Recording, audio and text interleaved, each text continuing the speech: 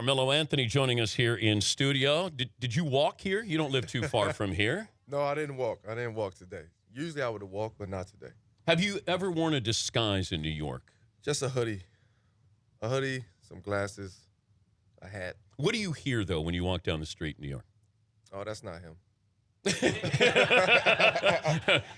Or, man, you look like Melo. Like, yeah. Get that all the time? I get that a lot. Yeah. But do people give you advice? Do they criticize you, compliment you?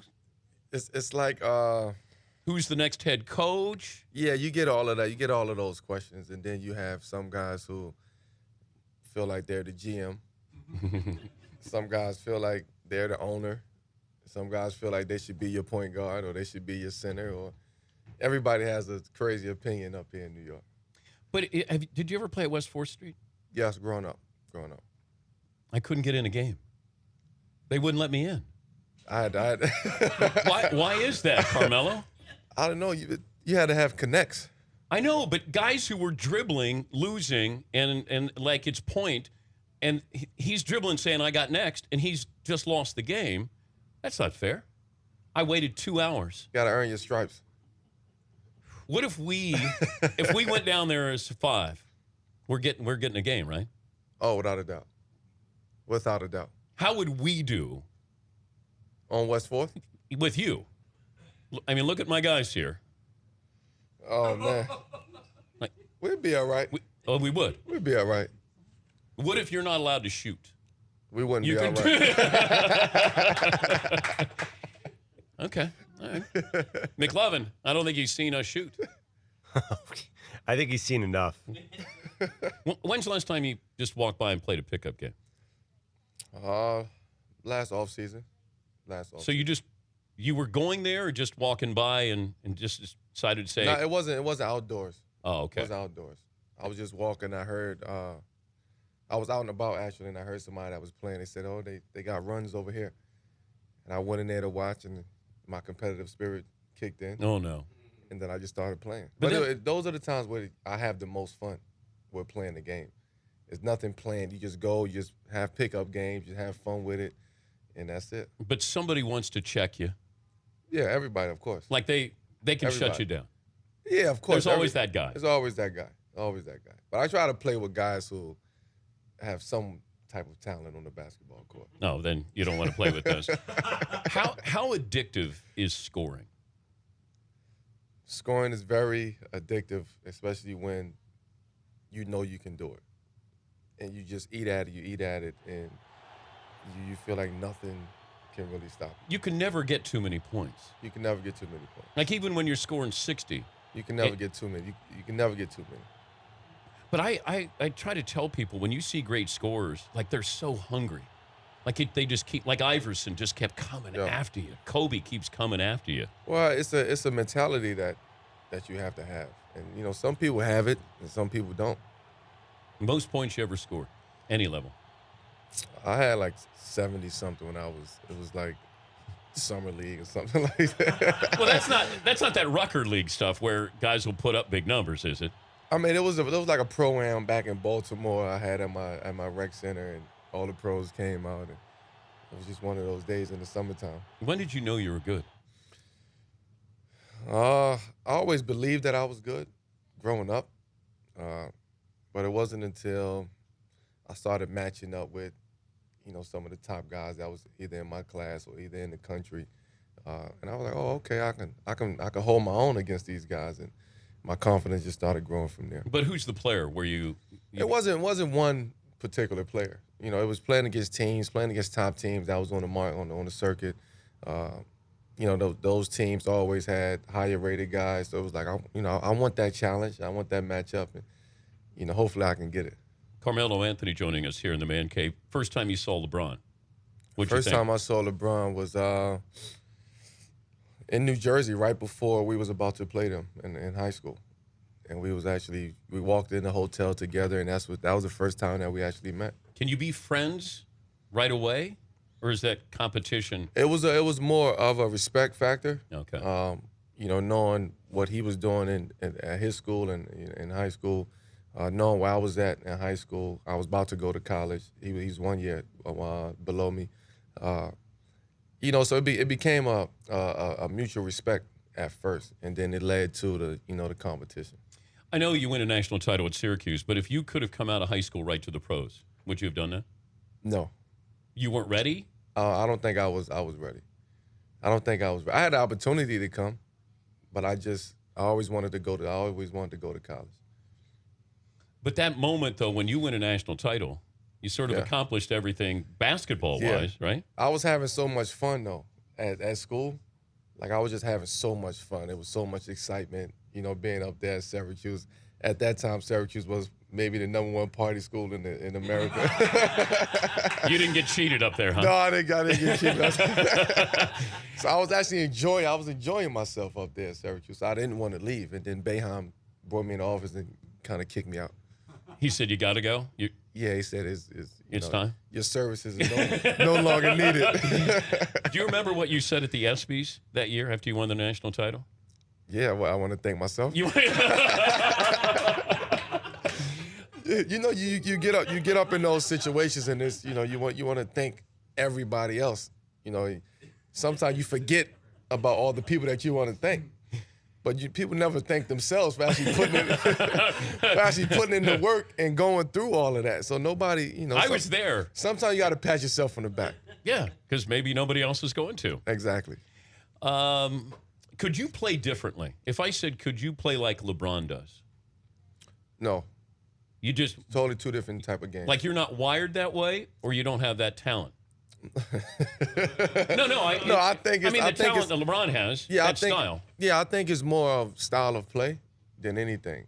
I think for me, my game is kind of, it's an attack mode at all moments. It's kill to be killed. It's attack or be attacked.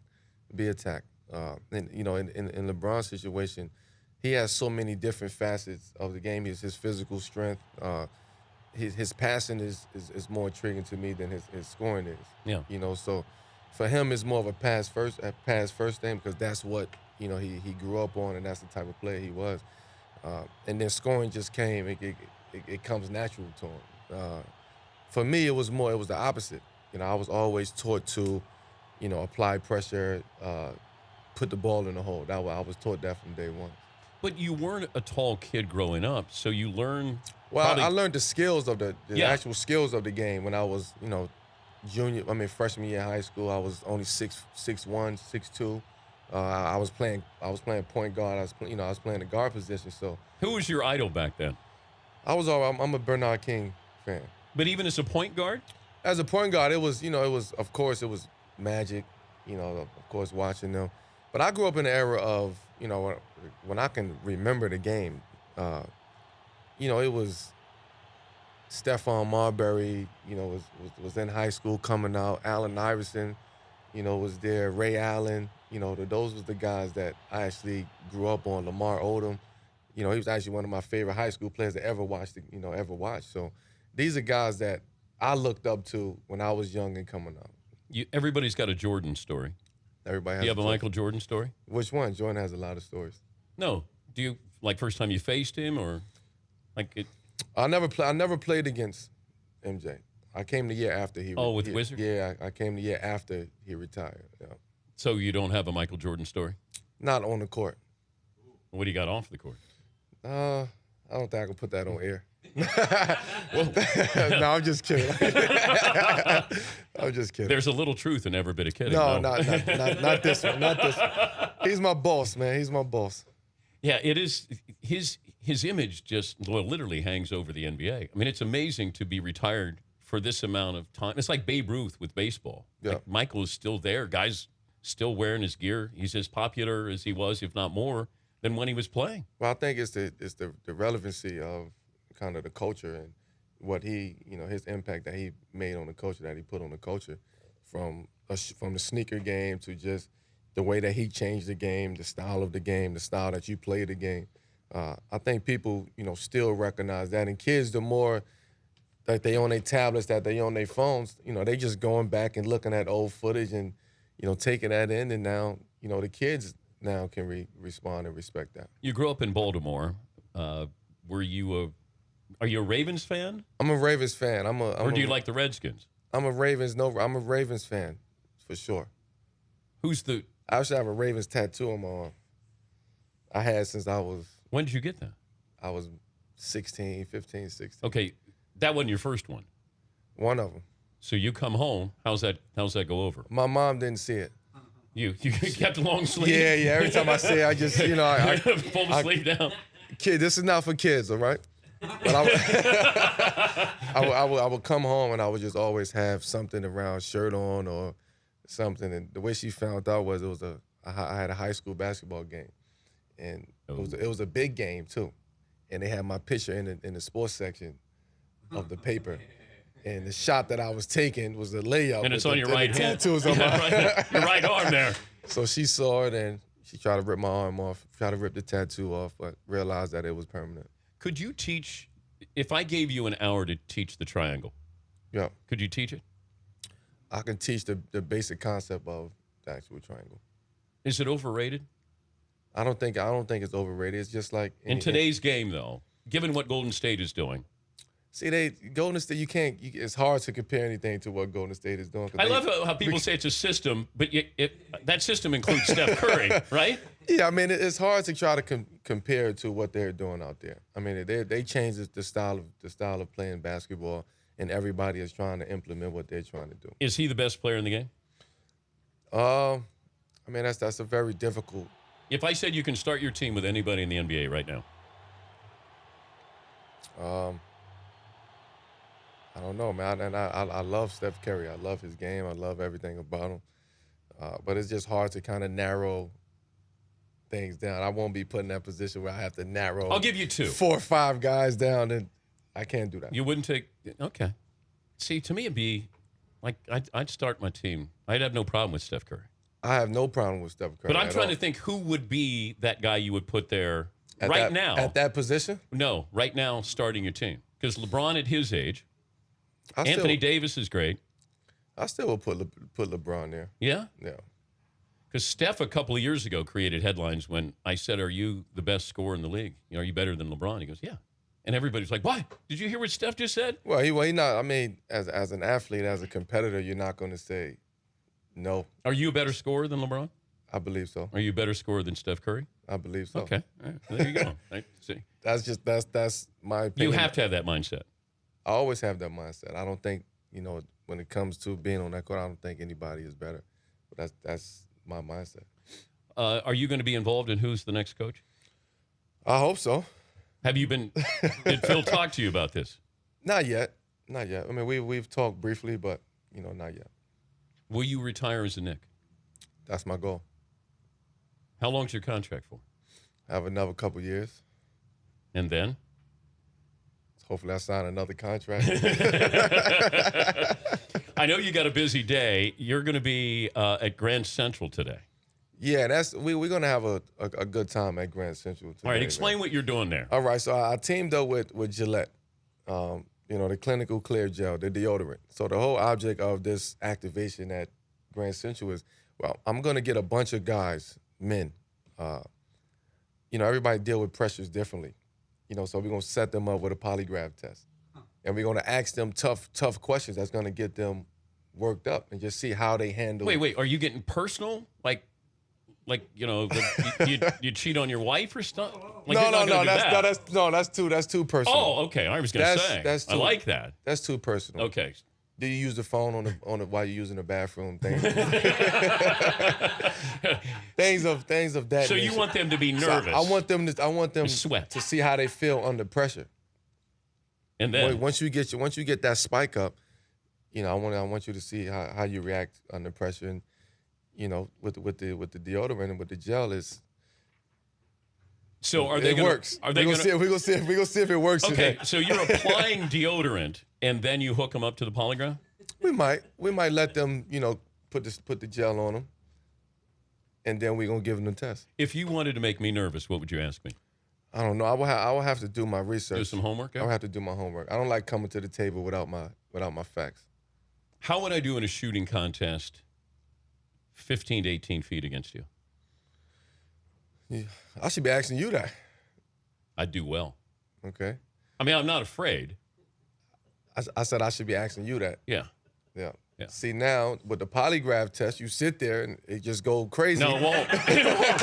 No, you know what? It'll just flatline. Okay. And you go, that dude is cool. But then you cool under pressure. I'm cool under pressure. Right. That's what matters. Like, you have to have that mindset. You have to stay mellow. But I don't need deodorant. Deodorant needs me. That's how cool I am. Well, you need this Gillette gel. You need this one. Would you lower yourself and do a shooting contest with me? How are you from the line? I'm 80-some%. Yeah, so am I. Okay. I don't know. I haven't seen it. Oh, it's good. It's not documented. It's good. Pure. Yeah. Okay. My nickname is Pure. So. But these guys, they work with you. So. No. They see it every day. I got a basketball hoop in the man cave. My nickname was Clinic because I put on a clinic. So. Oh, okay. Yeah. All right. I thought it was clinical gel. Hey, great to see you. Thank you for coming by. Thanks for having me. Good luck man. with the triangle, with your new coach, whoever that's going to be. Yes. And, just keep in mind, I'm ready. To have me back? That and shooting contest. For the shooting game? Yeah, absolutely. All right. I'll shoot for money. I like that. He's Carmelo Anthony. You can see him at Grand Central Terminal. That'll be today. Do you know what time you're going to be there? I'll be there around maybe 2-ish. 2-ish. 2-ish. 2-ish. You can see him stop by at Grand 2-ish. Central. Gillette Clinical Clear Gel. You can go now, though. You can go now. The door's open now. Okay. And then you're going to moderate. You're going to be asking these guys tough questions. Yes. Thank you for coming by. Thanks for having me. All right. He's Carmelo Anthony, second best shooter in the room here. Coming up. Wait, did I just say that? The Dan Patrick Show, weekday mornings on Audience.